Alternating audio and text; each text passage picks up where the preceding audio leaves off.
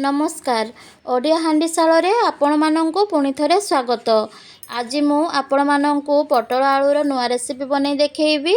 सेथि पई मु एठी पटलर बाहर अंश को सफा करी लंबा लंबा काटी नेछि।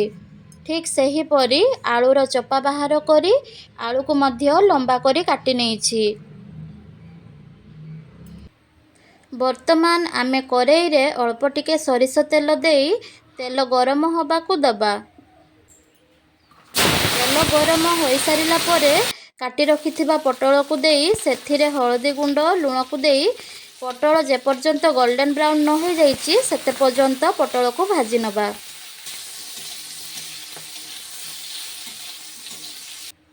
पटल भाजी होला परे सेई तेल रे आलू को देई सेथिरे टिके फुटण देई 2 मिनिट पर्यंत भाजी नबा।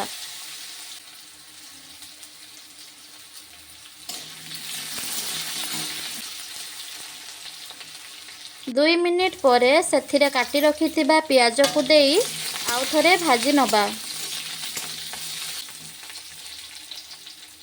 आलू पियाज भाजी होला परे सेथिरे लंका गुंड धनिया गुंड जीरा गुंड हळदी गुंड को देई भाजी नबा।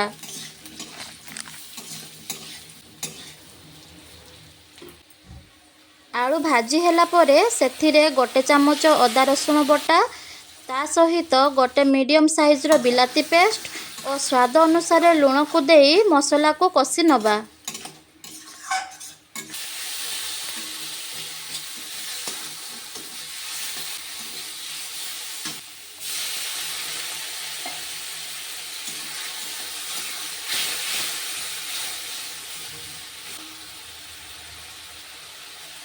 मसला कषि होला परे भाजी रखिथिबा पटल को देई आलू और मसला सहित भल भाबरे कषि नबा।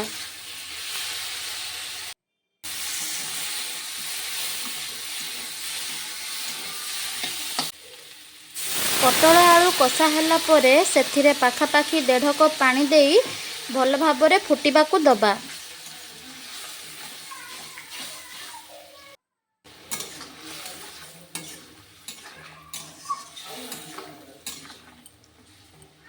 तरकारी फुटिला परे सभा शेष रे गरम मसला को देई आउ 2 रु 3 मिनिट पर्यंत तरकारी को फुटिबा को दबा।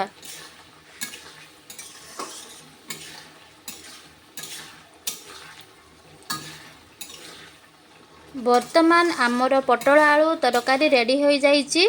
आपण माने चाहिले एही तरकारी सहित भात किंबा रुटी मध्य खाई पारिबे।